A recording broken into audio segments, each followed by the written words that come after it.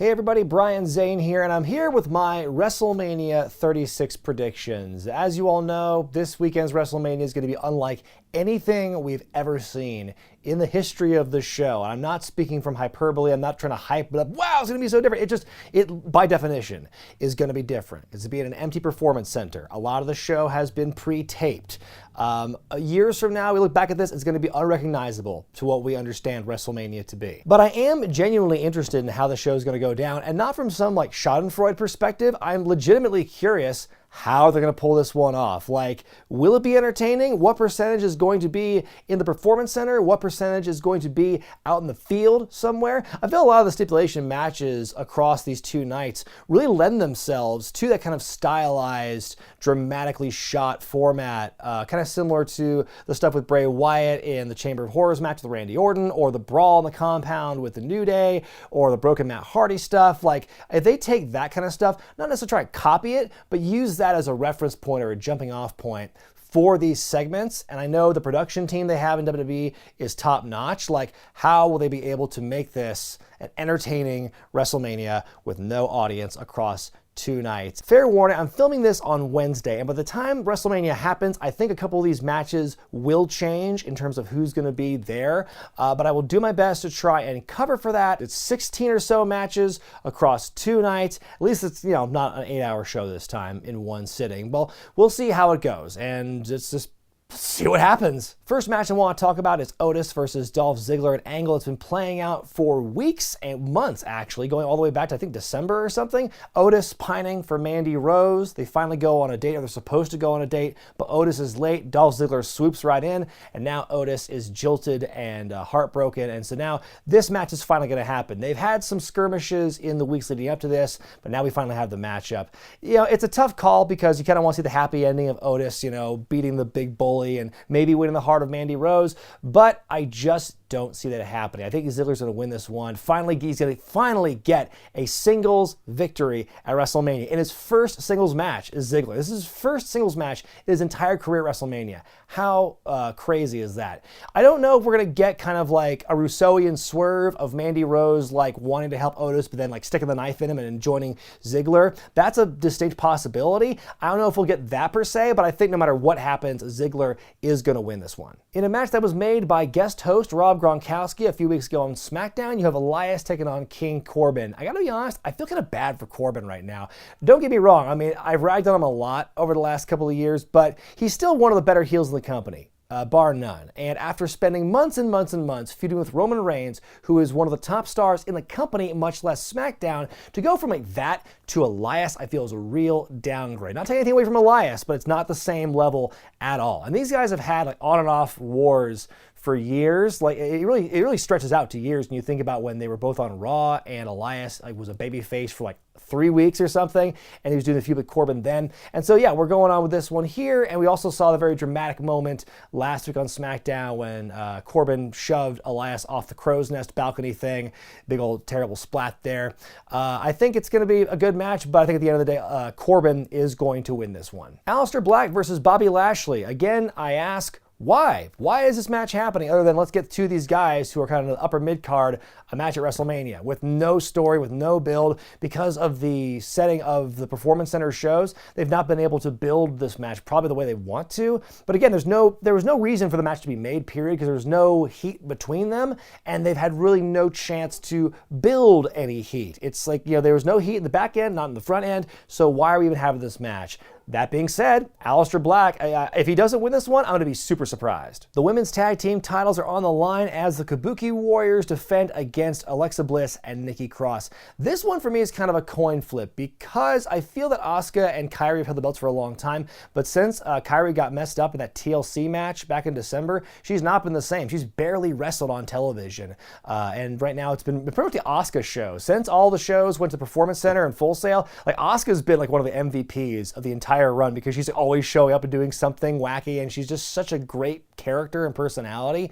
I love Asuka's work. Kairi, I'm more like wondering what her status is. If she's still not in a good shape to perform at like a really high level, I could see Alexa and Nikki taking the belts off them here, but I just want to see Asuka get a win at WrestleMania. Is that so much to ask? I just want to see her do well and thrive, especially with the ball that she's been running with over the last several weeks. And so she's a treasure. The Kabuki Warriors are great. And, to be fair, so are Alexa Bliss and Nikki Cross. They're fine. But I think this match will end with the Kabuki Warriors retaining the titles. So the lower third for this one just says SmackDown Tag Team Championship match. Right now, that is as specific as I can get, because right now we don't know what the final result is going to be of this matchup. They've been advertising a triple threat ladder match with Miz and Morrison defending against the New Day and the Usos, but according to reports, the Miz could not compete in that match because he was ill, and so they had to make a change. So if you want to skip what I'm hearing the match is going to be, you can skip ahead to this time code if you don't want to be spoiled.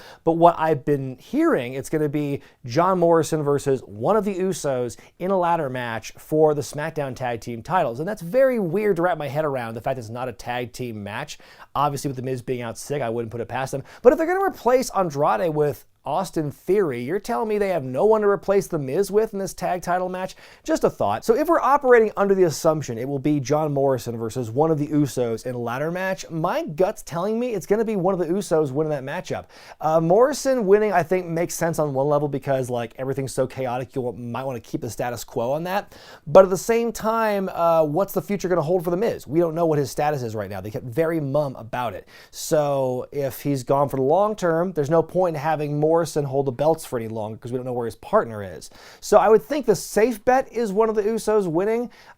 Giving the Usos the belts back after a long absence from them, I think it'd be exciting. It'd be cool. But that's my pick right now, is that one of the Usos, whoever it is going to win that match. Speaking of the Raw Tag titles, the Street Profits will defend those belts against the Slapdash Tag Team of Angel Garza and the debuting Austin Theory. It was supposed to be Angel and Andrade, but Andrade suffered a rib injury this past week. He's out of WrestleMania, which also means no U.S. champion at WrestleMania, the showcase of the Immortals. That's fun. And so his replacement is the 22-year-old Austin Theory, formerly of Evolve.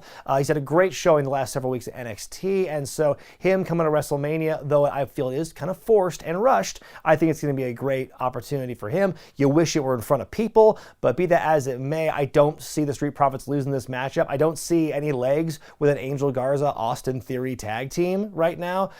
Maybe down the line if they have more matches, but I don't see it this time. Sami Zayn defends the Intercontinental Championship, there's a lovely phrase to say out loud, versus Daniel Bryan. A bit of trivia here. The last championship that Daniel Bryan won at WrestleMania was the IC belt at WrestleMania 31 in Levi's Stadium, the big ladder match, but then he had to relinquish it once his injuries began to pile up and he'd be off TV for the rest of the year, finally retiring, temporarily at least, the following year. But anyway, return to form for Bryan here. He's got his edge back. He's training with Drew Gulak. Drew actually won a match on Daniel's behalf to earn this opportunity here. So I believe we'll see a lot of chicanery in this matchup, because if it's anything at all like how Sami won the championship at Elimination Chamber, the 3-on-1, the chicanery from Shinsuke Nakamura and Cesaro getting involved, I truly believe we're going to see more of that. And we'll see Drew Goo get involved as well, try and even things out. But I believe Sami Zayn, by hook or by crook, will retain the championship. I don't see him dropping it anytime soon, just because I want to see how far they keep this whole thing going. How far can he go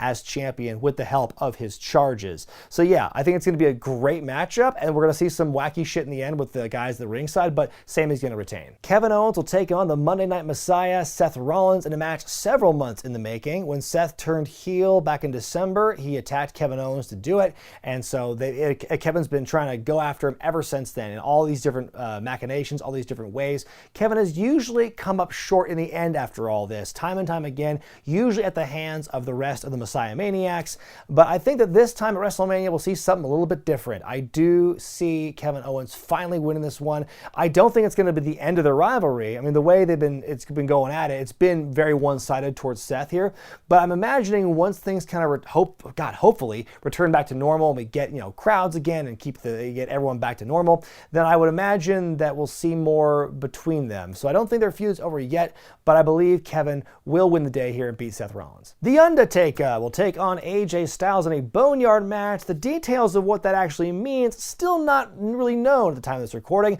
though most people are assuming it's going to be some kind of buried alive stipulation. So we'll see what actually happens with that one.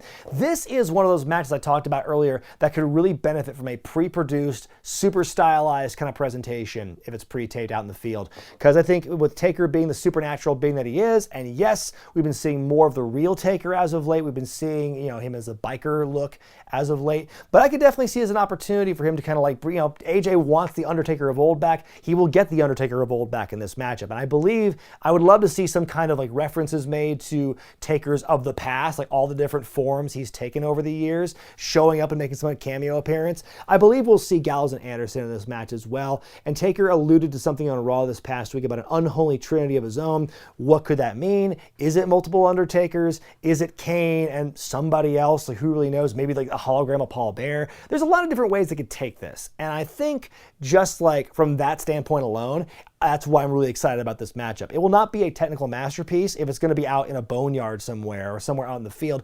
We're not going to see AJ really doing the things that he's known for, but I think that this match as a brawl could be really entertaining. That being said, I believe Taker's going to win this one. It's Taker at WrestleMania, and unless your name is Brock Lesnar or Roman Reigns, Taker's going over at WrestleMania. Sorry, AJ, or Alan Jones, because we're keeping it real, right? In a fatal five-way, Bayley defends the SmackDown Women's Championship against Tamina, Lacey Evans, Sasha Banks, and Naomi. Dana Brooke was supposed to be part of the match originally, but like right after they made it official, she went under quarantine. So a five-way it is. Honestly, this matchup, it really is going to come down to Bayley and Sasha. That's how I believe it to be. And like, it's funny because for years, I think fans have wanted some kind of blow up or some kind of conflict with Sasha and Bayley, because that's the story. That's what we've been trying to get at for so long. And every time they've tried doing it, it's never really worked out the way we all kind of expect. So I think, wouldn't it be ironic that in a WrestleMania like this one, that's where we finally get the big moment. Some moment where Sasha Banks rolls up Bayley in the upset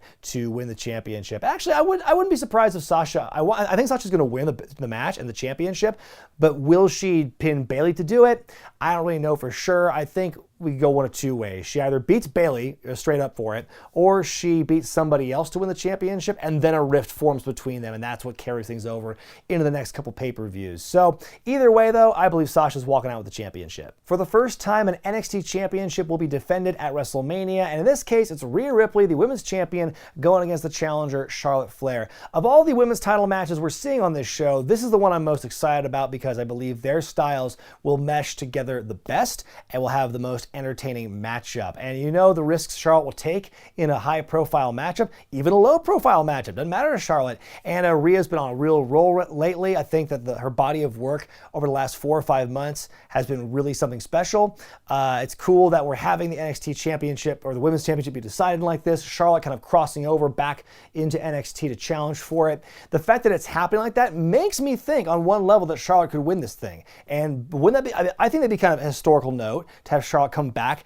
and become the NXT champion. I think that'd be a boon for NXT to have someone with her level of star power in the women's division to be there. I think that, I worry though, that if she does win the championship, she will completely dwarf the rest of the women's division on NXT, which, as good as they generally are, they're not in Charlotte's league. So it's one of those things where it's a coin flip for me. I can see the advantages of having Charlotte win the championship and kind of bring some of that star power to NXT, but I think that might disrupt things too much on that show. So if I had to make a choice, I would say, I'll say Rhea Ripley wins this one and is able to retain. It's tough because I think Charlotte, I think she's one of those people in the company where it's like, well, she lost the main event last year at Mania, so we'll give her a win this year. There's a part of me that thinks about that as well, but it's just one of those ones tough to pick, and this prediction is not set in stone. Obviously, none of them are, but it's my choice for this one is going to be, I'm going to say Rhea. And the last women's championship match on tap for the weekend will be Becky Lynch defending the Raw Women's title against Shayna Baszler. Speaking of NXT versus Raw talent, here's another example of that. This one, I think it's going to be a pretty short match. Like, if they're presenting Shayna Baszler at all like they presented her at Elimination Chamber when she murdered the rest of the competition, I could definitely see this being a really, really short matchup, like Rey Mysterio, Samoa Joe levels of short last year, although not for an injury, just because it's Shayna and she's going to be dominant. So I would not be surprised if, I believe Shayna's going to win this one, and I would not be surprised if the match were less than 2 minutes long. Should Becky lose the title, it'll have been a hell of a run for her because she won the belt last year at WrestleMania 35 at MetLife. She's been on quite an impressive run, I'd say. I think that the company's done everything in their power in the last year to really eliminate all the things that made her cool and interesting in the lead up to WrestleMania 35. But I think that for the most part, she's done great as champion, and passing the torch to Shayna Baszler, I think, would be cool. And I think that she'll obviously stay in the title hunt and probably get more title reigns in the future. But yeah, I mean, a year as champion, if it ends this weekend, it's not a bad way to end it. In a rematch from WrestleMania 30, though it's safe to say that both guys have changed a little bit since then, John Cena will take on The Fiend Bray Wyatt in a Firefly Funhouse match. Now, like the Boneyard match, we have no idea what that actually means. Although I'm envisioning it's going to be something like Chamber of Horrors with Randy Orton a few years ago, a payback, in a spooky house, spooky imagery, some jump cuts, brawling. That's kind of what I'm expecting. Maybe no falling fridge this time, though. But this is another match where I think there's a lot of potential to be really interesting with how they deliver it, how they present it. I think that it's going to be, a big old brawl, and we'll see some stuff with maybe with some cameos as well. Maybe we'll get different versions of Bray Wyatt. There's a lot of different ways you could take this kind of matchup here. But I think that Bray's finally going to get his win back here. I think he's going to, if they do nothing else at this WrestleMania, let The Fiend Bray Wyatt win at WrestleMania. That's all I ask at this point. When you consider how he debuted at SummerSlam last year and what everyone was thinking where it was going to go, and it's just not at all how people predicted it or anything like that. It's been so disappointing if you're a fan of that gimmick. And so I would like to see Bray Wyatt beat John Cena at WrestleMania. And that's it. In his first WrestleMania match back since 2007 when he took on Alberto Del Rio, Edge makes his triumphant return taking on Randy Orton in a last man standing match. Now, when I think of matches that could take place in an empty performance center that could be engaging and entertaining and exciting to watch, this is at the top of my list for that. Because I think these guys, just the story they've told over the last couple of months, the history between them, how well they work together historically, I am expecting big things out of this match. I hope I'm not disappointed. I really want to see this match play out and everything. I believe that Edge will get his big, cathartic win here against Orton, but I wouldn't be surprised if we see Orton get his heat back either immediately thereafter or sometime afterward where he puts him on the shelf again. They can build this up to SummerSlam or something. But yeah, I think it's going to be one of the better matches of the night, in my opinion, just based on storytelling and build and character work alone. It's a feud that's been brewing ever since the Royal Rumble match this January, and now the winner of that match, Drew McIntyre, takes on one of the guys he eliminated, Brock Lesnar, for the WWE Championship. I'm really excited how this one's going to go. I've been loving the progression of Drew McIntyre for the last 4 or 5 months.